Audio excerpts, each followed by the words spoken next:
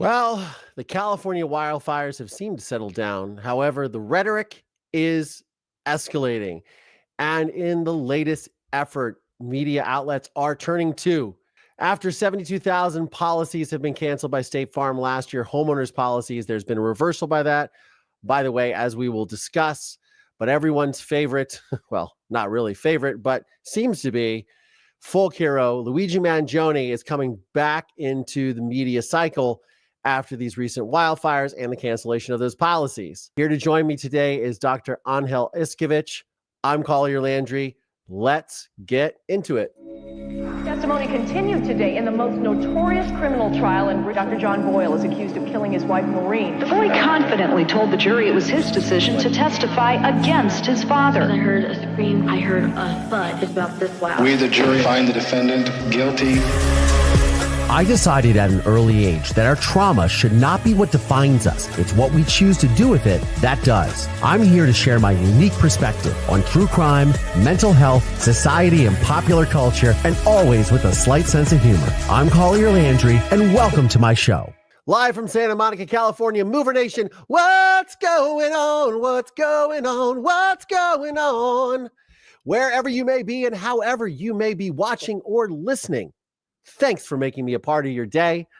I'm excited to offer you guys a great show. I'm bringing back a guest who I interviewed a couple of years ago, who is fantastic. My guest today is Dr. Angel Iscovich, also known as Dr. I. He is a physician, author, and thought leader specializing in the study of human behavior, routines, and decision-making. With a background in emergency medicine, he has spent decades exploring how structure, habits, and rituals influence our well-being and resilience in an unpredictable world.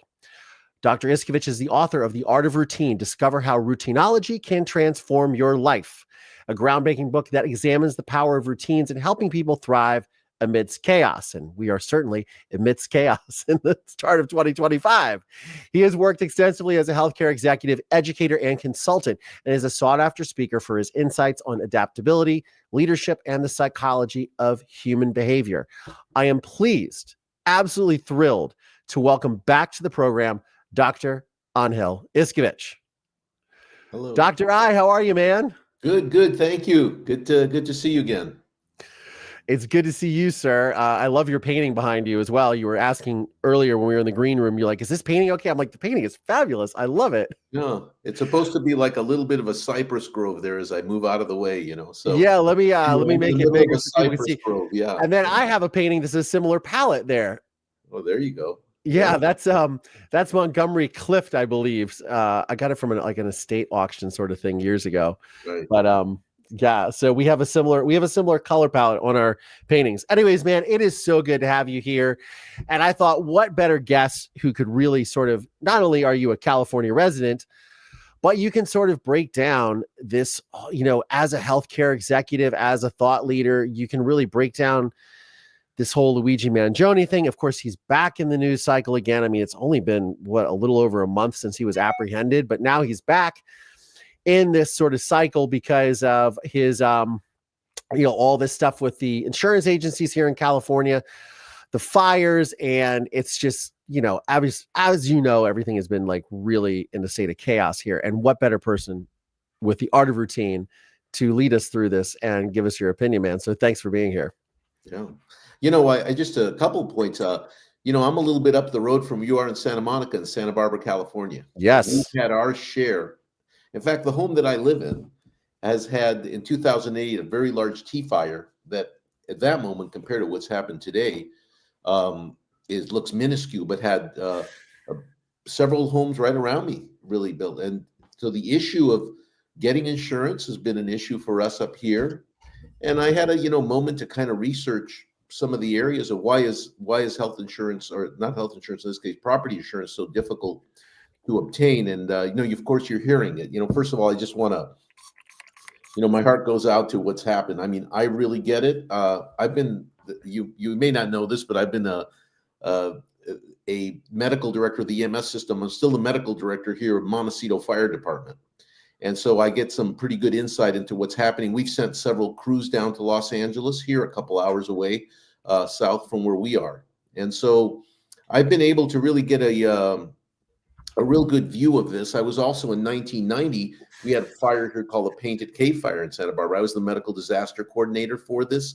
So I've really seen the kind of destruction in the sort that occurs with this. And just on, on the psychological front, this is a little more than, so there's the basic survival of food, water, and shelter, and then there's the whole evacuation. So as I talk about the, both in my book and in the past, you have to really understand the trauma that's going on here, where you've really basically blown your whole environment and you've blown all of your routines that give you and your body the kind of stability and sense and certainty.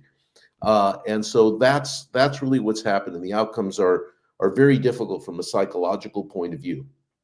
And on the insurance front, I think, to your point, this kind of aggravates the insurance, the complexity of insurance and what's been happening in the insurance world when you go really from this focus on healthcare with Mangione's murder into this focus on property insurance in California. It's also the same in Florida.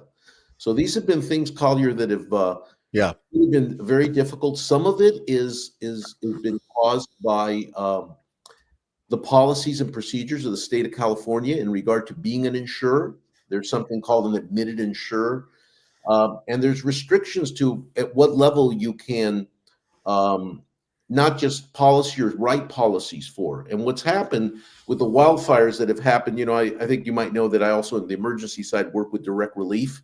And Direct Relief is like the 5th largest humanitarian organization. They're here out of Santa Barbara.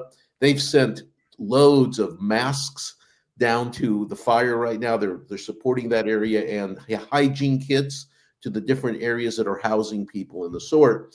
But they often deal with these kinds of situations, and so we're used to what occurs with these kinds of things. But the problem is that as we work, what I was trying to say there was that we worked quite a bit up north with a couple of the very large fires that just total towns in the past. So what you're dealing with here is that home prices have gone very high, and the ability to get insurance policies that actually replace your home are very, very difficult. And post-COVID, the costs for insurers to reconstruct a home or pay for construction have gone really out of the roof. And that makes the so-called insurance actuarials very hard. And this is those restrictions to not be able to charge what they can, along with the cost. So I'm not trying to defend the insurance companies. I get you. I'm just trying to tell you a little bit of what's caused this crisis. And maybe you've had other guests and others tell you that. Yeah, one of the things that I had read, since you're mentioning that on the actuarial side, is that there was there's a law in California, and you were sort of mentioning this earlier, that they can't charge you more, so they have to terminate your policy. Is that correct? Yeah, it's not just it's partly about the limitations of charging or what needs to be admitted. When we first moved in here in 2021 to this home, we were able to get a standard policy, but soon enough, that policy was also, they stopped doing business in California for those reasons. And so there is quite a bit of activity now on the side of the insurance commission of California. And you might have seen some of these things coming out and making about trying to change in the process of changing these rules and developing a different pool. Right now, the California developed a pool of insurers to do what's called California Plan. This is the same also, by the way, it's not just here, it's Florida for hurricanes, and it's a number of areas that have been really hit really hard by some of these drastic events that have happened. So these plans limit the amount of fire insurance or flood insurance, often not covering the amount of the cost that a home might be. But that's all that's been available today. And now people are saying that California plan, after this, the fires in Southern California are in the $5+ billion. It's not the California plan itself is not more than $1 billion.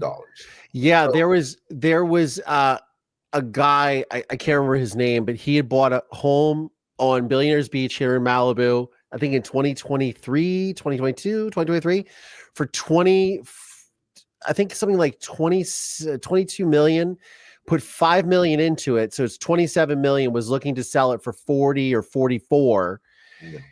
It got wiped out last week, and he is expected to collect from the California plan because he did not have insurance because his insurance was terminated. $3 million. Right. That's the total amount. So then you look, that's the high end, right? Yeah. So now you come back to the low end. There's many people, just like my parents, who I grew up in Los Angeles, and my parents lived in the West LA area. Mhm. And they basically bought these homes in the 80s. They're people with not large incomes. Many of them are what we call pensioners today, living on, Social Security. And really, any wealth that they had and their savings has come about because of the growth of the real estate market. Their Yes. homes have gone from maybe buying them for 40, 50, 80, 90, $100,000 into the $1 million. And it becomes their security blanket when they need to some form of assistance or need to sell it so they could have support in the sort. Those homes are completely gone now. Their source of wealth is completely gone, and their source of income or savings are not very large. So I really feel for those people.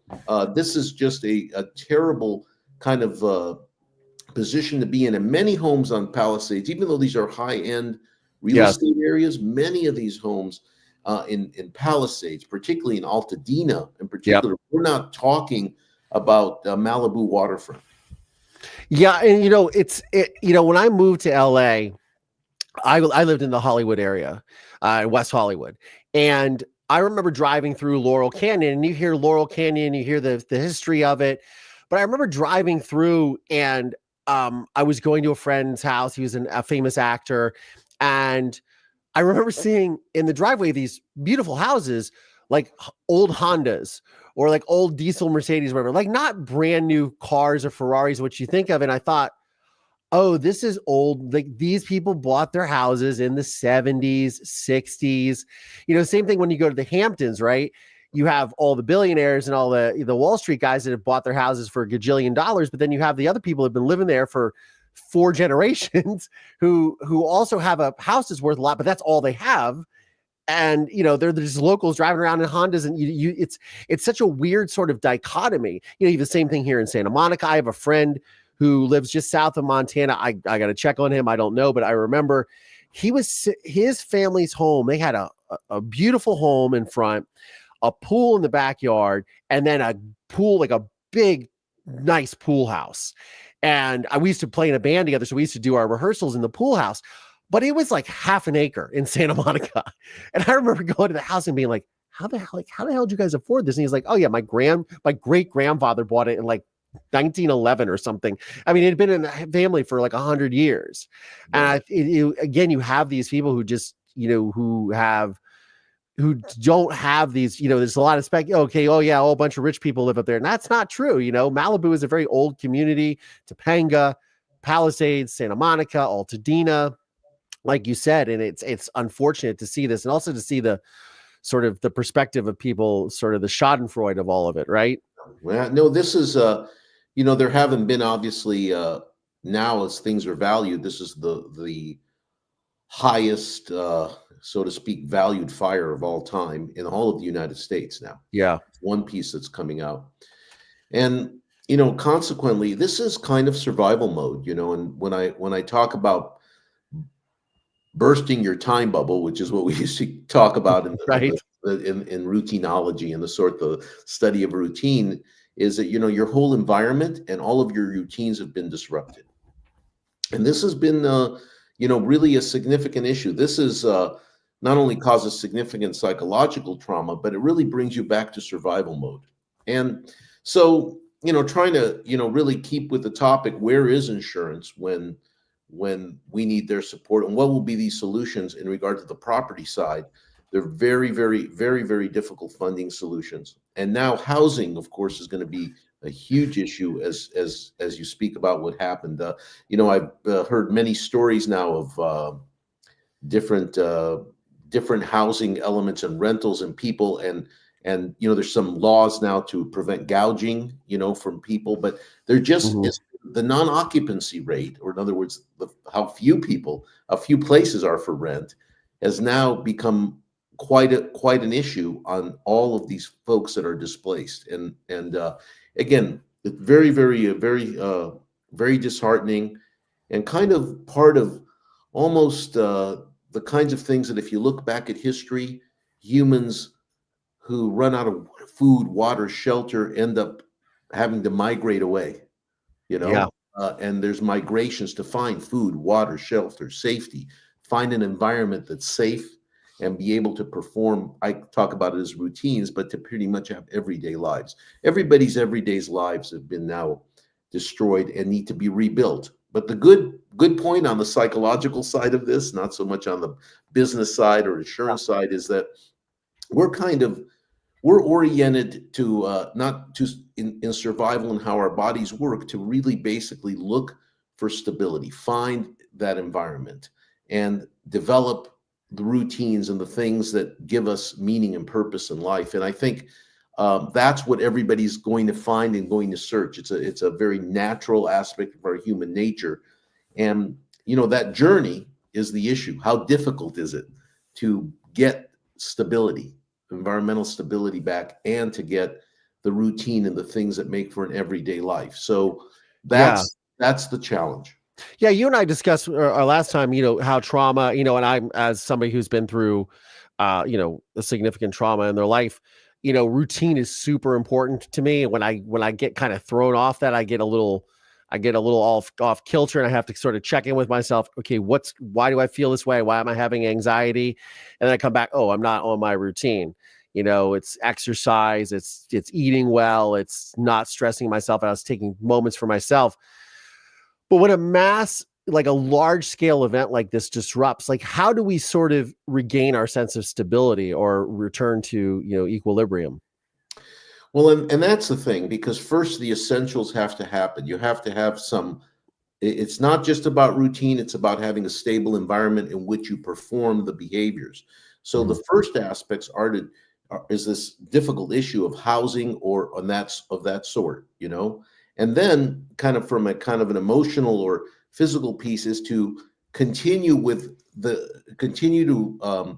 develop the same routines and environment. And by that meaning to do things at the same time, whether it's a walk in the morning, or now I was heartened to see so much support going out to the animals that were left homeless, so to speak, you know? So it's about trying within what I used to call the time travel bubble, because, you know, athletes and people that perform often travel, and what they're doing to maintain their circadian rhythm and their pieces are that they try to control their environment as much as they can and have the same routine that they had elsewhere, the same kind of practice, the same kind of food. And so it's trying to get on some form of stability on that side. And that's easier said than done. I'm not saying that it isn't, but at least you can perform the simple things that one would do even in the past. For example, you can do a daily affirmation. You know, in religion, that used to be like nighttime prayer or daily, you know, prayer. Different things that you start doing that you do over and over, day after day, both either in a mental way. I like daily affirmations. Just people ask me to be prescriptive, but you know, wake up every day, have your phone at 7 a.m, say it's time for a daily affirmation. It could just be something positive, or it could be just what the day will be like to outline it. But by doing the same thing day in and day out. Remember, my thesis was that we don't pay enough attention to the how we do things, which is the routine, too much to the what.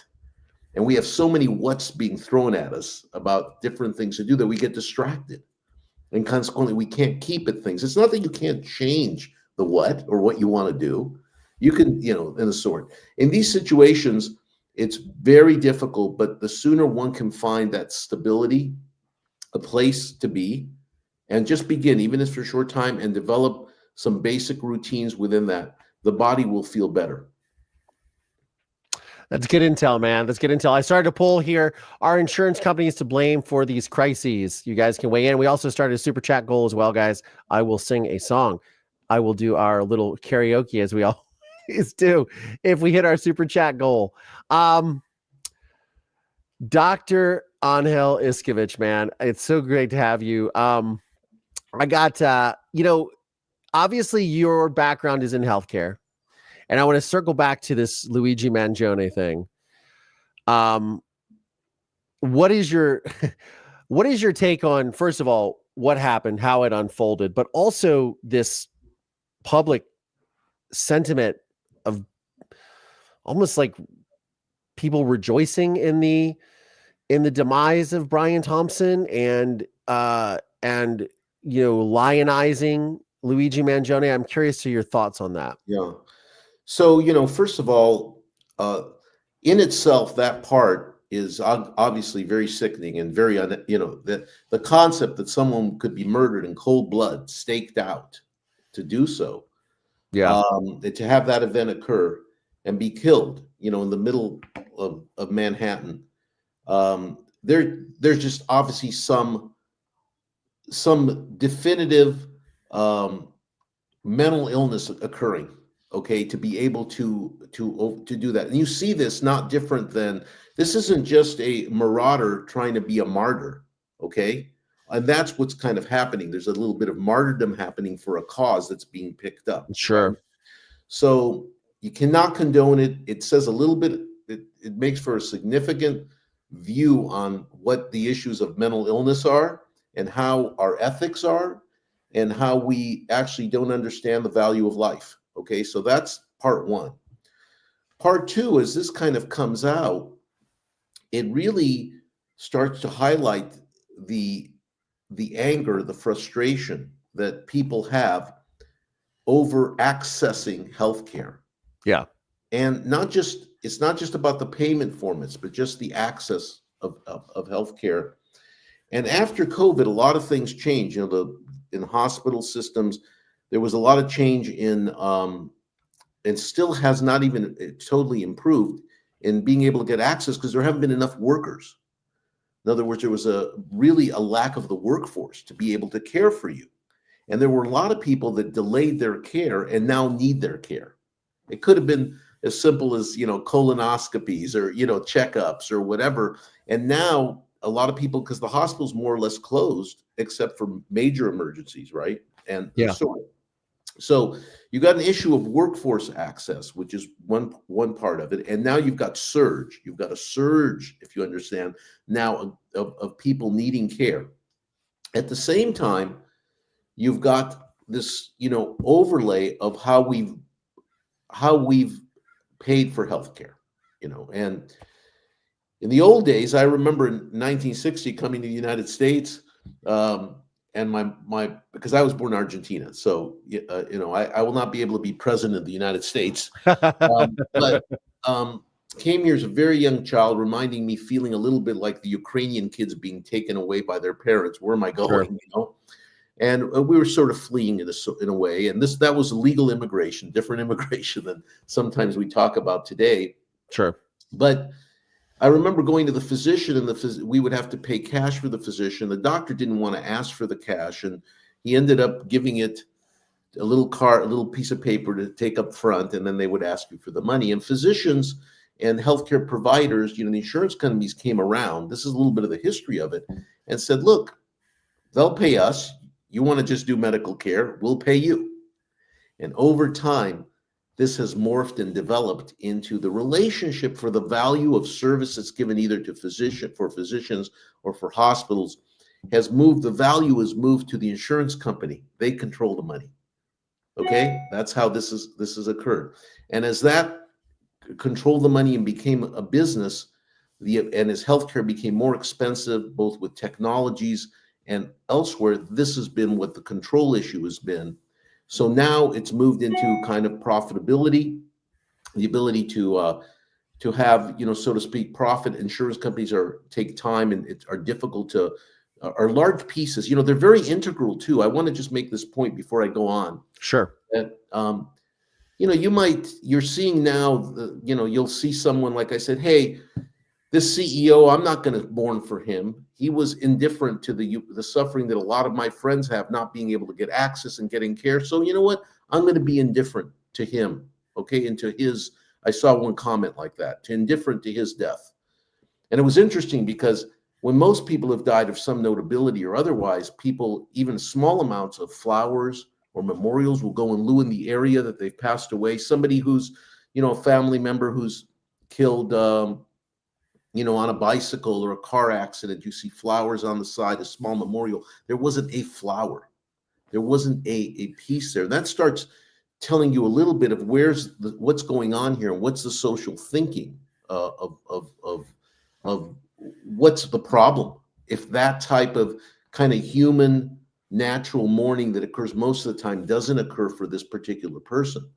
So you see things like comments like I just stated, like he's been indifferent to our humanity, worried about their moving from $13 billion to $16 billion of profitability yearly in the current, the company doing that. But so what's happened is that the one way that they started to try to bend this, what we call the cost curve. Uh-huh. Okay? So an insurance company, just so you understand, in healthcare, they have a certain amount of administrative costs to manage all this money, just like everyone does, as does the government and Medicare. And they need to make a certain amount of profitability for their shareholders. Now, you might think the shareholders are just people that invest in the stock market, okay? But it's a little more complex than that. The janitor over at Palisade High School who just lost and was getting ready to retire. I'm just making this up because I've been at Palisades. Sure. I played actually baseball at Palisades High. Oh, did you really? Yeah, I grew up in that area. Oh, man. I was part of that, so I understand. I understand a little bit of memory, so to speak. It's gone, man. It's so sad. It's gone. And I said the Palisades janitor, but it could be anybody in the LA school district system that's getting ready to retire. His retirement fund is managed by CalPERS. CalPERS is this large California fund that invests across the United States and is the pension plan of all of the government or city or other workers. Okay. Sure. So that means that basically his retirement is dependent on the investments of CalPERS to pay for his fixed income, later on as he's getting ready to retire. And they're invested in these insurance companies as well. Okay. So you have to understand that if you're trying to bite at the world of the corporate world for all the greed, some of that is coming back. I'm not promoting it. Don't get me wrong. I'm not promoting that. But I'm trying to say that it's all very connected. Okay, it's all very connected. The profitability, the growth of that investment, and what happens to retirement funds and the sort. So it's a very, very, very broad area. But anyway, going on with that, insurers, when I was on the side of providing care and having to contract with payers, or when I was on hospital health boards, where we were having to contract with payers, namely the insurance companies, what I mean by payers, and including Medicare, who has rules, people that are covered. And I know it's a complex field, healthcare, because of how the money's managed. But their approach is either they can increase premiums, okay, or reduce their expenses that they pay to hospitals and physicians and providers and physical therapists. And the insurance companies have gone back and forth with that concept over time, trying to maintain their expenses, their profitability, and the sort. Anyway, along the way early on and now, almost 50 to over 50% of last year's healthcare was paid on what's called value-based care. Okay. It found that what's value-based care? Yeah. I've heard of the old HMOs, the whole HMOs, and you see that you're joining an HMO, or you have a PPO, a preferred provider, you have an HMO, or now you're looking on TV right now and you're seeing all these Medicare Advantage ads that were just going on through December. Yeah. Medicare Advantage pumping a lot of the senior population, which, by the way, is growing immensely over time. Mm-hmm. And you're trying to decide, what kind of plan did my employer give me? Which one should I buy? What can I afford? And, it's very complex. But basically, those are programs that the insurer is either paid by the government on a per patient per month, a flat rate to take care of you, for a better term. Okay? Not a per claim basis. Okay? Not you have this and I'll pay you this for that. And so value-based care has been taken on by the government, Medicare, and it's been pushed out because it's reduced to a certain degree cost and access. And what they've done is they try to ask the doctors in the hospitals and said, we're going to give you so much, and you got to now manage those dollars. And if you do a good job of managing those dollars, namely the access and not doing unnecessary procedures and whatever, you're going to get some benefit from that. Okay. So this is part of the whole access system. And so I saw someone made a comment on Mangione that said, did you have pre-authorization to be murdered?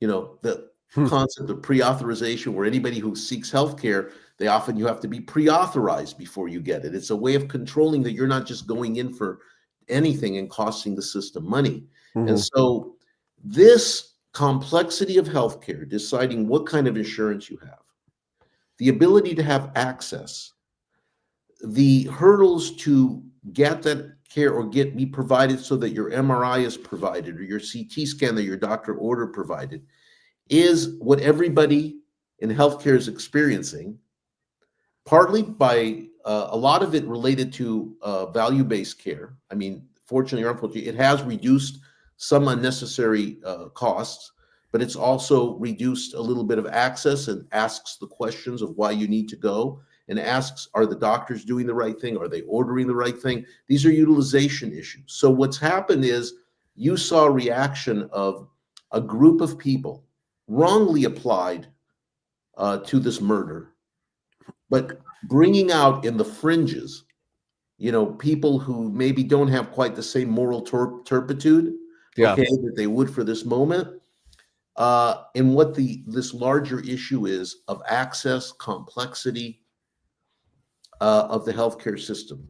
I can tell you that half of my time helping support friends and family is trying to tell them how to get through the health system when they have an issue. Wow. That's, and you'll talk to people that are seeking healthcare, because someone that's older like myself, less so than yourself that's young, doesn't seek healthcare, so it's not as much of an issue, or not often, until the board cuts the back of your buttocks or something, and you have to come into the ER, from your fin on your surfboard. I'm just kidding, but those kinds of activities. But as you get older, it's other things like that. So anyway, I don't mean to keep spewing on this, but it's an understanding that this is a response by some of those that don't have quite the understanding and of the sanctity and the importance of life, let alone what it means to be alive. But it's a group that's been impacted by the lack of access, the inability to get care, or seeing that profitability has come above their ability to get access or care. And that's what you're seeing that's underlying the reaction. I mean, I love your breakdown and analysis, and I know my audience does too. Guys, my guest today is Dr. Angel Iscovich. He is the author of The Art of Routine, Discovering How Routineology Can Transform Your Life, a groundbreaking book that examines the power of routines in helping people thrive amidst chaos. He has worked extensively as a healthcare executive, educator, and consultant, as a sought-after speaker for his insights on adaptability, leadership, and the psychology of human behavior. Man, you got such great insight. What do you think this turning a little bit more to like the intersection of ethics and justice in this, again, with the public's, the response to these, and does that really signal like a deeper desire for justice or revenge or systemic change?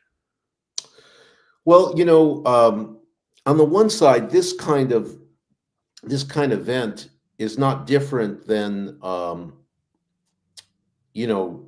a sniper shooting back in Texas from the bell tower.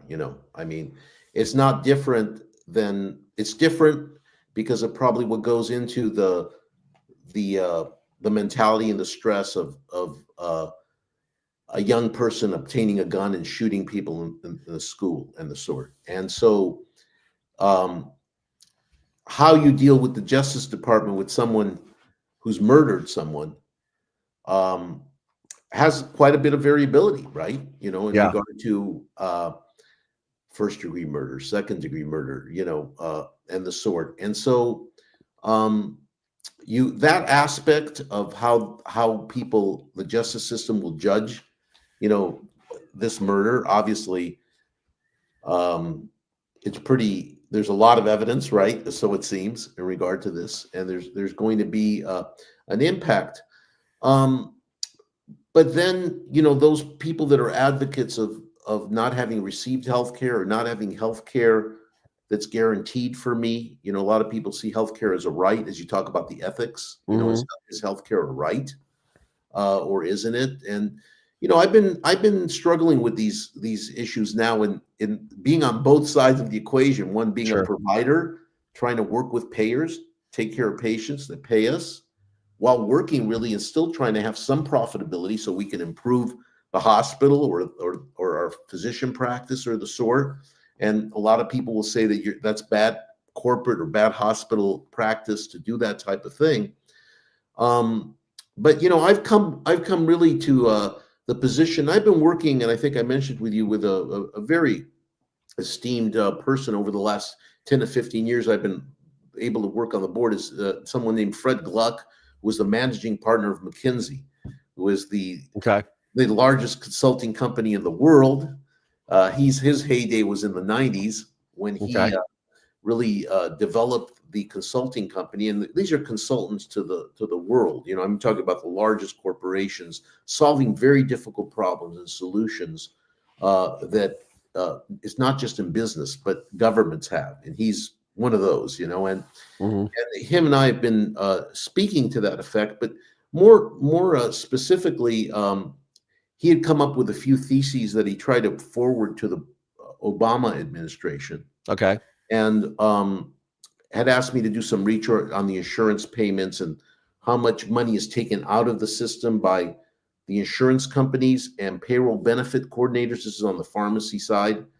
And how can we have something that can have some guaranteed form of insurance at a guaranteed level of care for patients, And, his thesis is that there is a solution to be able to do that with only a small reduction of the profitability and the expense side of insurance companies and what they do today. So, and that's enough to have a fairly high level of care when you take Medicare and Medicaid, the welfare aspects of the government and state insurance. And when you take private and employer insurance, when you start looking at that pot, a small percentage of money back into the system would allow everyone to have a a pretty good level of guaranteed care that's really managed by a public-private type of partnership, not too different than Medicare might be or otherwise. And I think that would just simplify the access. The access may still have some issues, but it would simplify that payment. See, what we have today is not really a system of health care. A lot of people who talk about the Affordable Care Act, or they call Obamacare, that's really what wasn't a health care law. That was a way you pay for it. How can we pay for it? How can we have more people be able to pay for it and have access to it? Anyway, I may be a little more complex, and it is a complex subject, so I don't want to get into the details. But the big picture is that we're stuck in this model that requires a value-based piece, which I think is good, but that the only way to really make for affordable care is to try to control it, and that the monies are controlled and administered by the insurance companies, and to some degree the government, who's given the insurance companies the money, like managed care plans and the sort, or what I would call Medicare Advantage plans. Again, value-based plans. But it's a road that we need to solve. And I think there's a little bit of, I think Mangione is seen as if he was a freedom fighter for that cause. I don't think that was the case personally, myself. I'm not sure, but and kind of a martyr. And you see some people picking that piece up in a kind of in a grassroots way. And then I think the property insurance piece in California is added to this, kind of sense is the evil in the insurance, or the insurance companies the evil. And you've seen insurance companies now have to start to relook at how they're perceived. And I think you're seeing that today. You are. In fact, right before we got on, there's an article in the LA Times, and the headline is State Farm to offer renewals to policyholders affected by LA County fires. Obviously, they are they are doing damage control. State Farm is such a large insurance company, and obviously they've sort of been at the epicenter of this because they canceled some.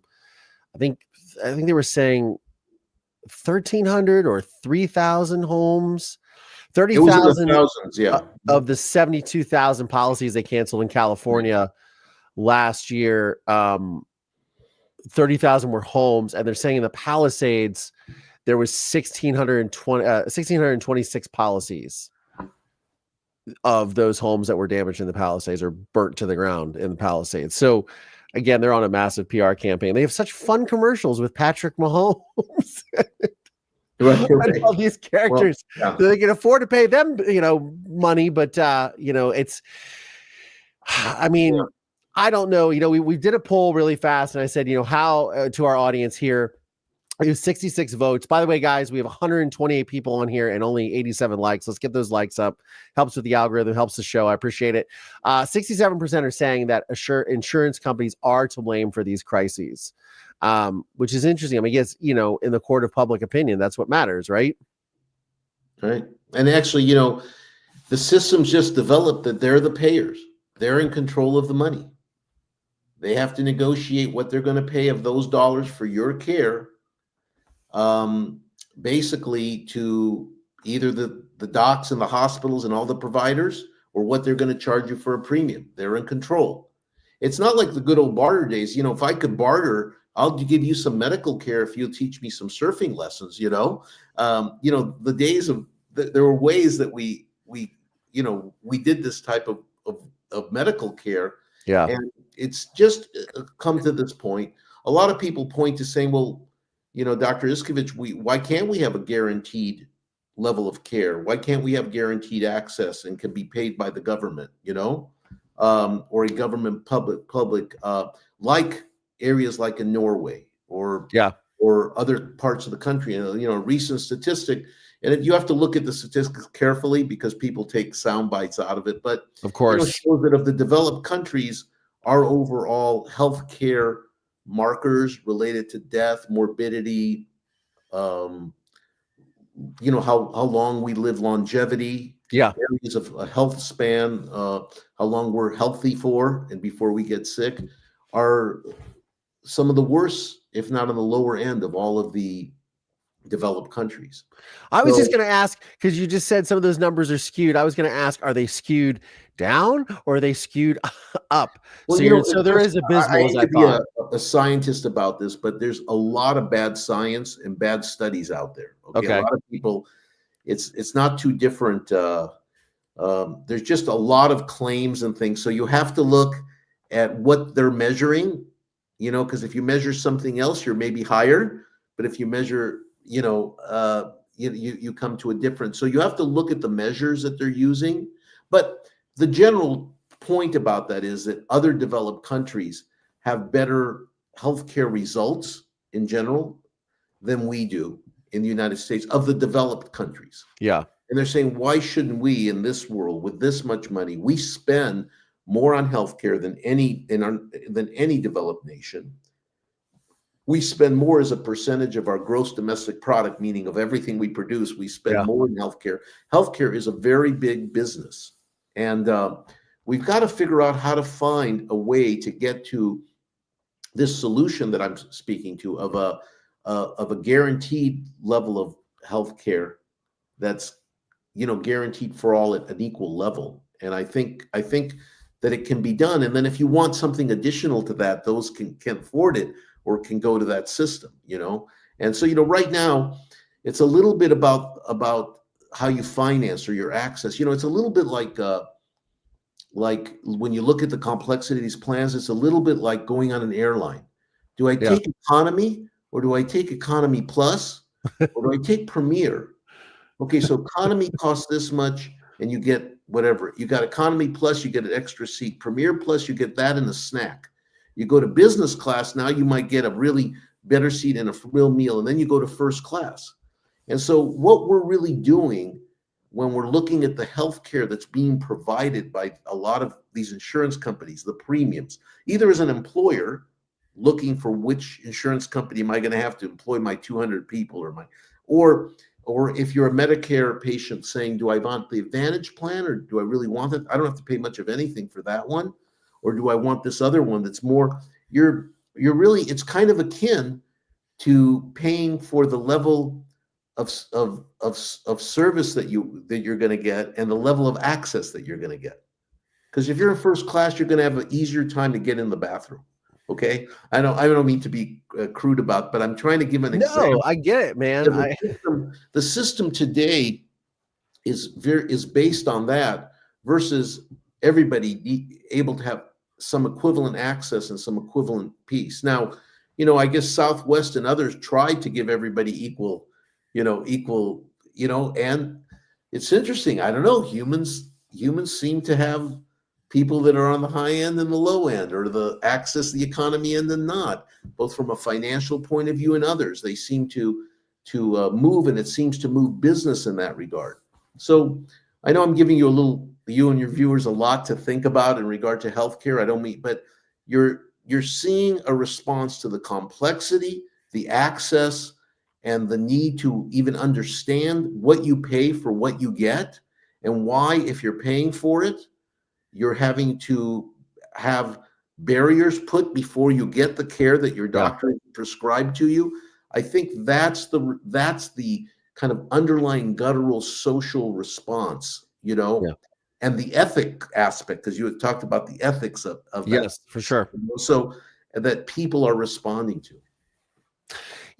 I've been reading Men's Health since I was in my, I guess early 20s. So, a couple of years back. But I remember reading, there was a section called Jimmy the Bartender, and I don't know if it still exists. I still subscribe to the magazine. I haven't seen the Jimmy the Bartender thing. I haven't read it in a minute, but there used to be like, ask Jimmy for advice. Right.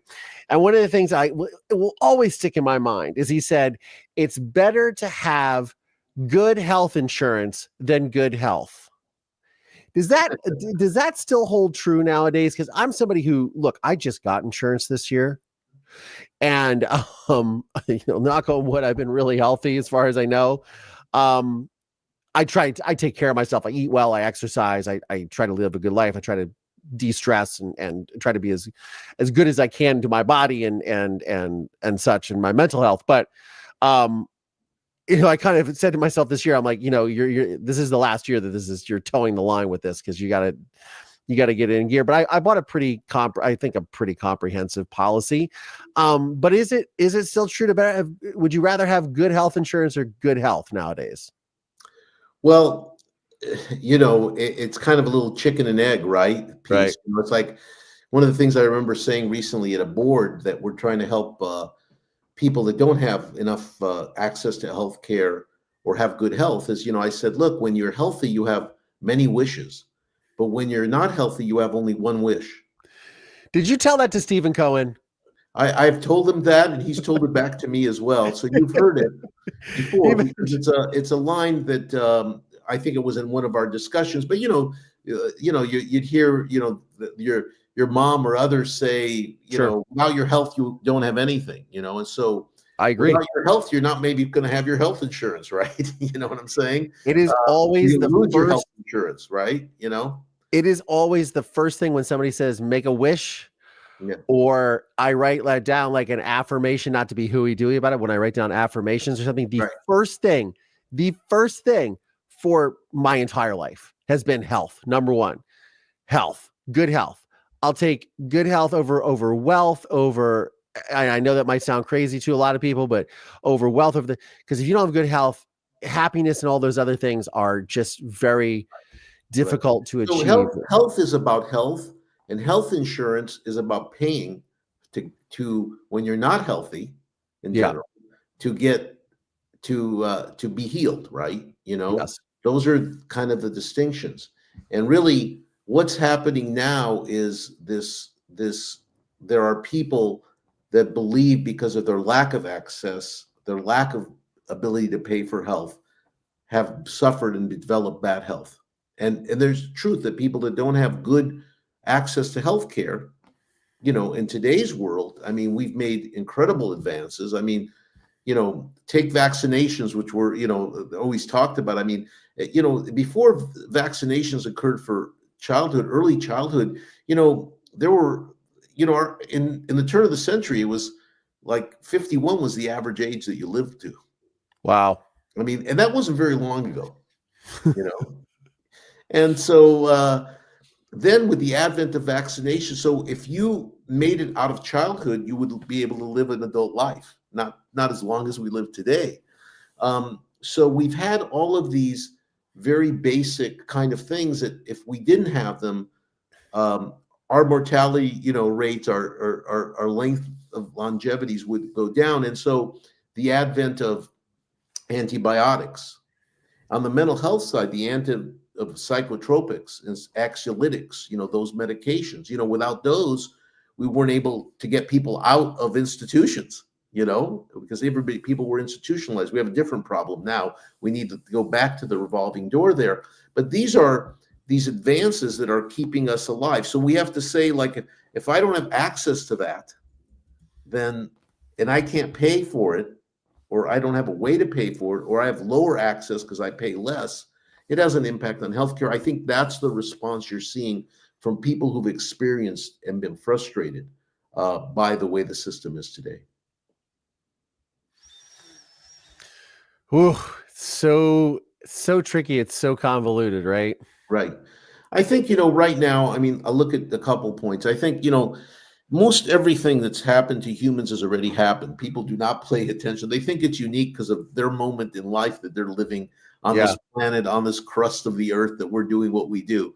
But most things that humans do and their behaviors happen, and you can look back, So the good thing is, and kind of in a positive realm, is that we're going to find, and granted, it's all depends on individual other cases, we're going to find stability. We're going to find our ways of surviving. There's enough support in today's modern society in developed countries, to do it, though it might not feel that way.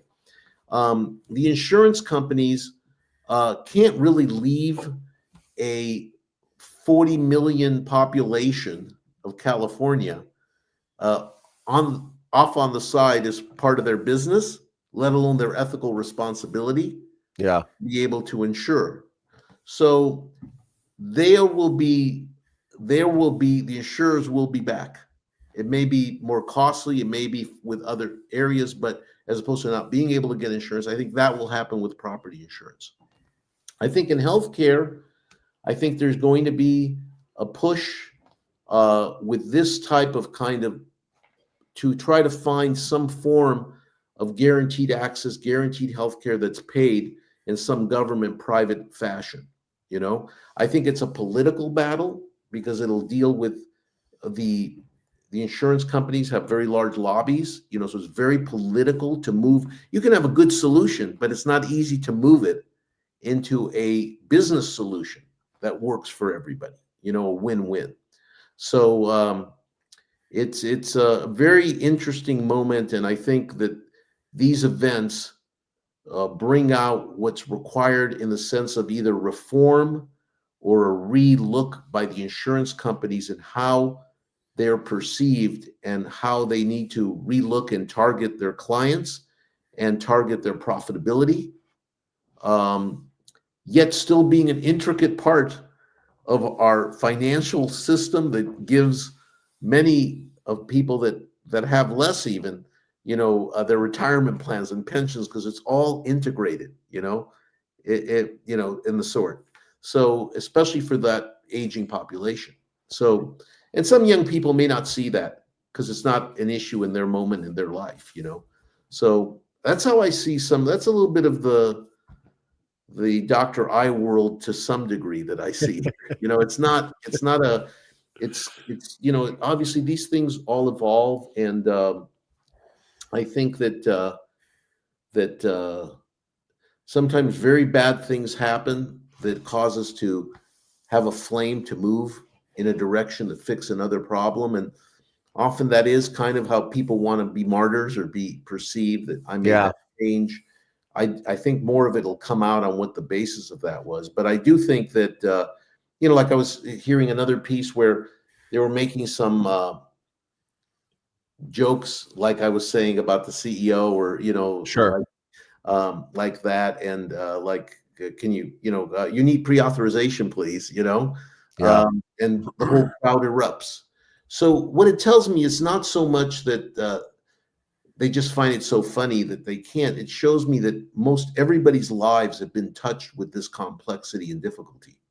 Really fast, I want to give a shout out to Graciela Gracie G. She just joined as a channel member, and she is just bidding us adieu for the evening.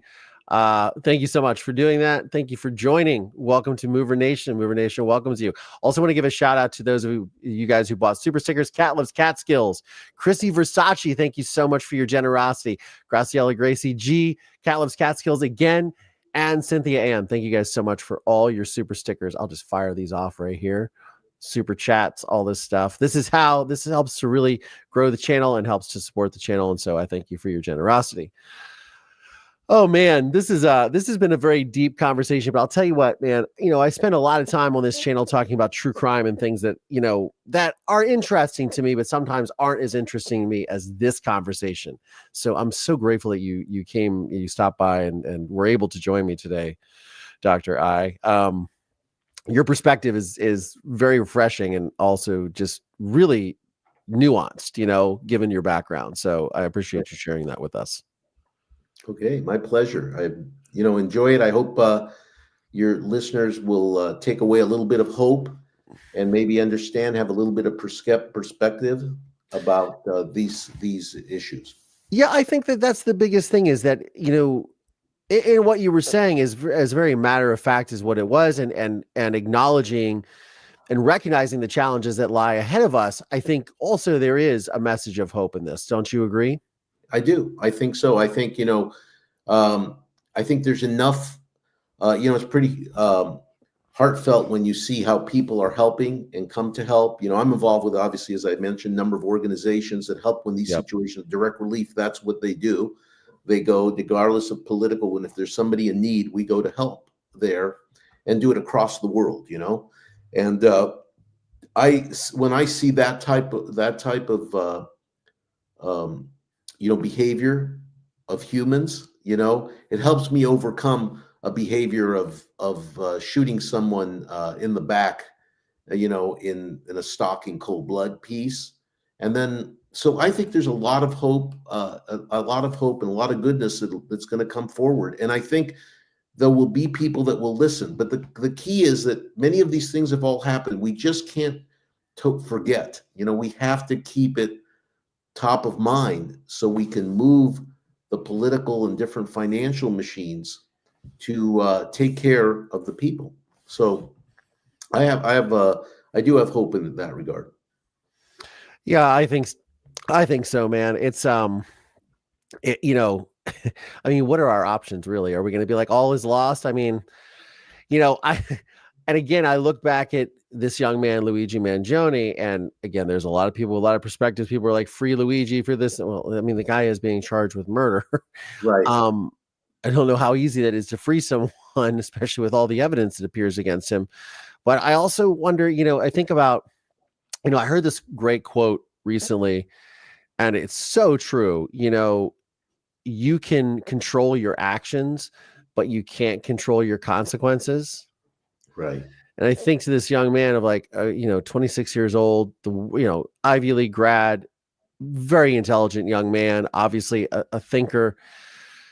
And just what, look, my father's incarcerated. He's been incarcerated for 30 some odd years. And I think about every day that he spends incarcerated for the crime that he committed against my mother and my family and myself, and etc. My community. But I also think what goes through the heads of people like that. And is there a moment when the lights fade and, the spotlight's off you and you are a permanent guest of the state for the next 40 years of your life?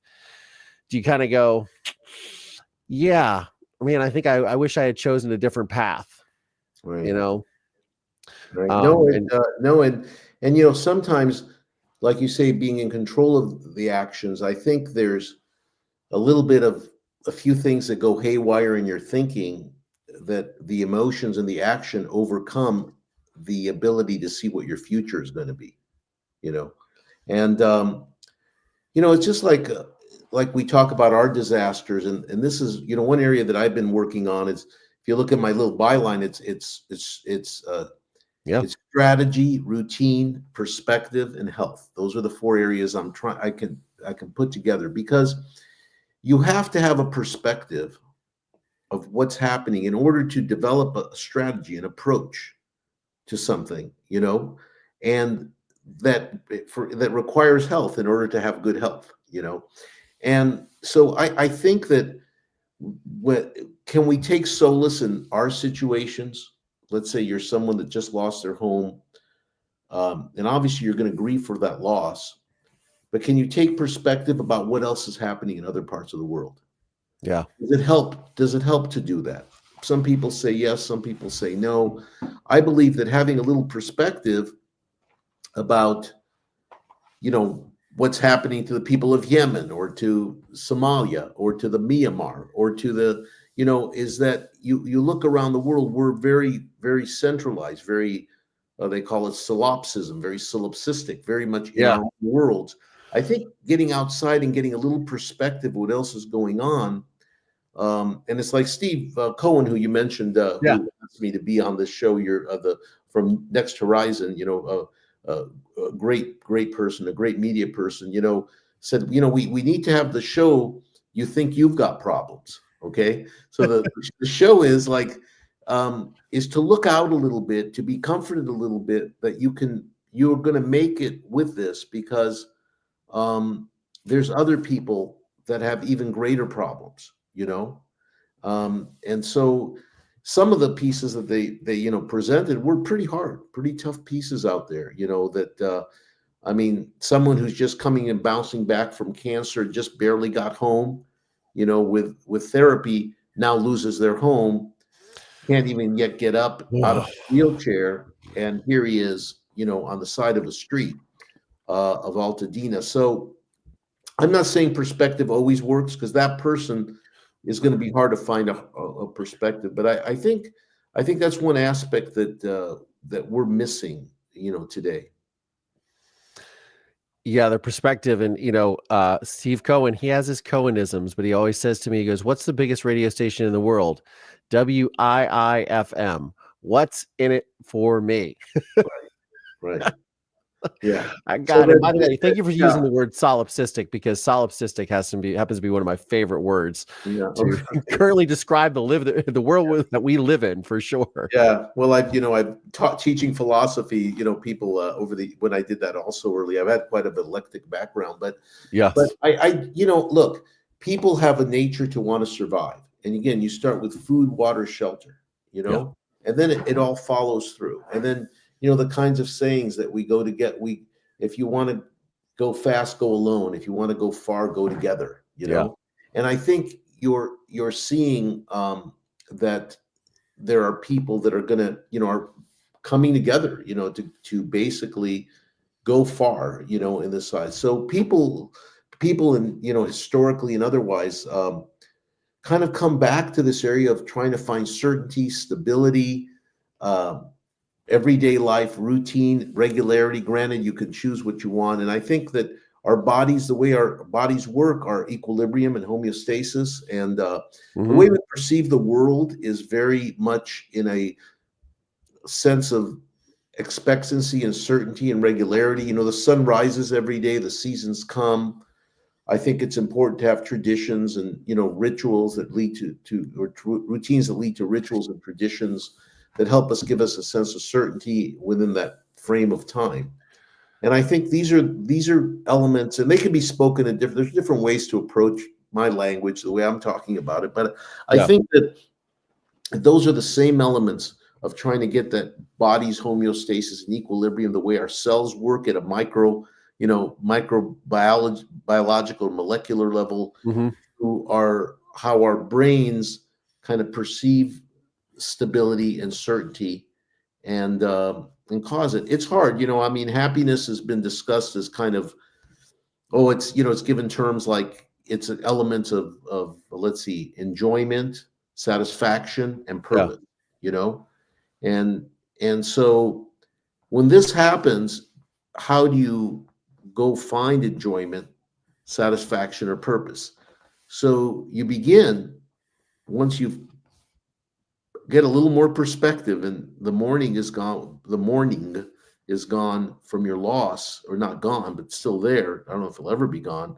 And then you proceed with a strategy where you try to find that stability and a routine in everyday life, and your body basically begins to, that's what your body is and wants. And that's what happens when people get sick. What we do at the healthcare is we try to give them a stable environment. We put them in and have them, have regularity when they eat, when we check them up for the most part, and the sort. The same with mental illness in particular. We try to develop a stable environment and a set of routines that are repetitive and give a certain sense of certainty and regularity to one's life. So those are some of my answers to some of these pieces, but these are the technical aspects are difficult. And I think the insurance, there's a little bit of a wake-up call here. They're not telling anybody where the CEOs of insurance companies are going now, right? There's a risk, copy stuff. They have to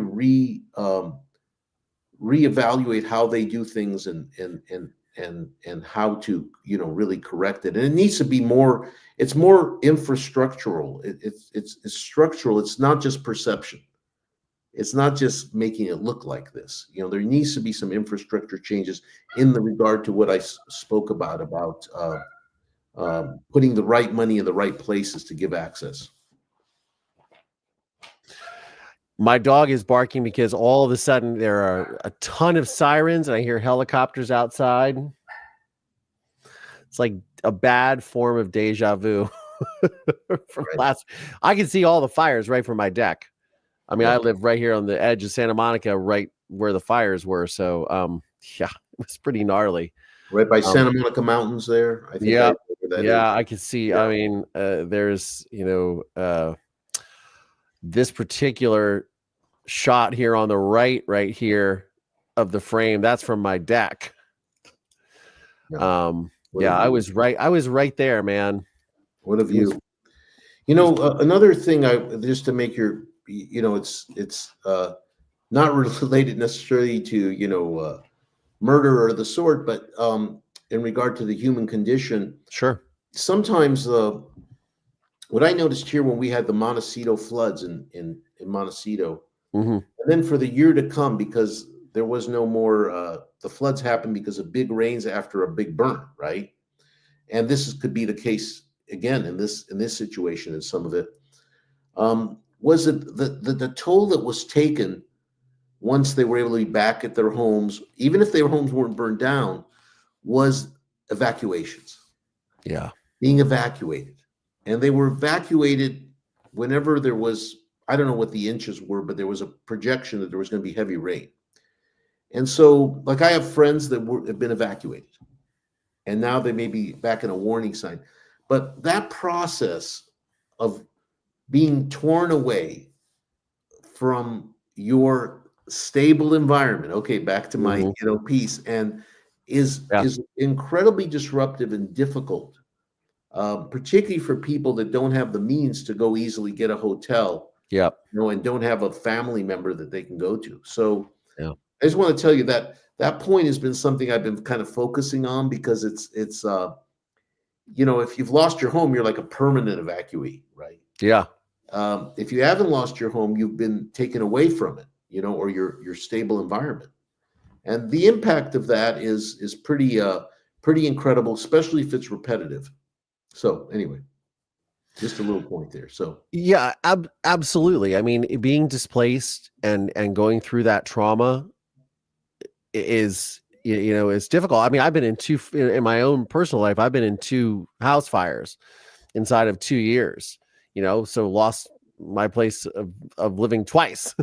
One I put out, and the other one, my place was safe, and I got it out of my side of the building, but the other side of the building, and we had to, I had to leave. It sucks. It sucks. I lived in a hotel for like a month. The other thing that one has to remember, and I just, bring this up, is one aspect of, I studied longevity, so that was how I started this. And I'm working now with the University of California, Santa Barbara Aging and Longevity Studies Center for Aging and Longevity. It's very interesting. Studies have come out. But one of the things we knew medically is that, your ability to adapt, like to evacuation or to these kinds of stresses, like fire, are much easier in the middle ages than they are when you're very young or very old. And to change an environment and change is very, very difficult. The people that live long lives have stable environments and they have steady routines. And if you're bringing up children or taking care of kids, that you require something similar as they're growing up. In the Middle Ages, you're able to deal with stress a lot better. You're able to be disrupted in many ways, travel, change circadian rhythms, eat all kinds of different foods, or, really be in a very change mode. So you have to be sensitive to these aspects, and that's just another point about the impact on the young or the old. Dealing with this is very significant. Anyway, yeah, it's I was with a client last week while all this was going on, and they were staying at Shutters by the beach, and there was a gentleman on Thursday. I was on the elevator with him, and he was a nice guy in a jovial mood. He was probably in his mid 80s. And I said to him, I just looked at him and I said, "Are you here for the right reasons or the wrong reasons?" And he's like, "The wrong reasons. Our house burned down last night." And I thought to myself, and he was in good spirits. He was with his family and everything. And he's like, what are you going to do? Right. We're safe. That's what matters. But I just thought that's, he's at the end of his life and this is what he has to deal with. And it's just right. Was so heartbreaking for me. And I kind of thought, look, I'm single. I'm not married. I don't have any children. I have a Chihuahua, but I think often about, the stability of like marriage and having a stable relationship or having a family and what that brings to you, you know what I mean? And that routine and all of that and how that aids in longevity, I've thought a lot about that recently. I think it's just part of just and growing up.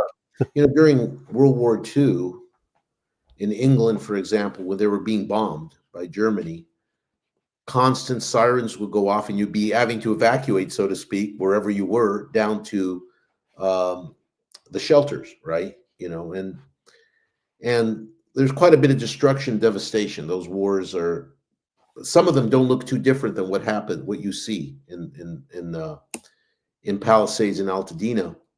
But when you would ask the people under that duress and under that evacuation, what is it that you really would want? And what they would tell you is, many would say, I just want an everyday life. And so what is that everyday life?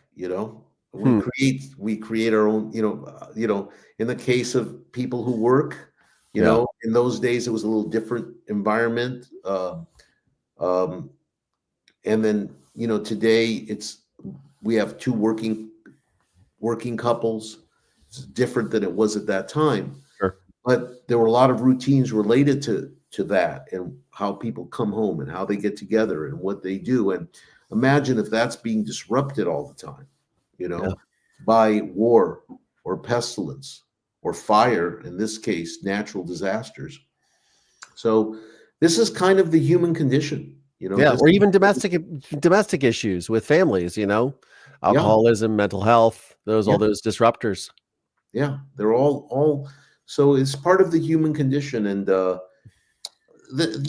isn't part of the problem I had with my book is that I was trying to do a book that was just pointed out something about human nature, how a stable environment or routine might actually be an important thing to have, maybe as important as what it is you do, because people are always looking, what is it? What's the answer?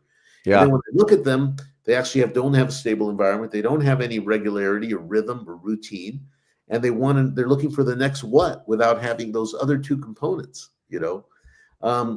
But they always wanted me to try to make it prescriptive, as I was saying. They want this is the publishers, put it into a wellness piece. And the point I'm trying to make is that the solutions, there's categories of solutions for medical problems, mental health issues, but the solutions and the analysis are complex. Humans are complex. It's not simple. It's not a simple 1, 2, 3 often. And so I think it's the same with these solutions in this scale, whether it be the what brings out in the healthcare side.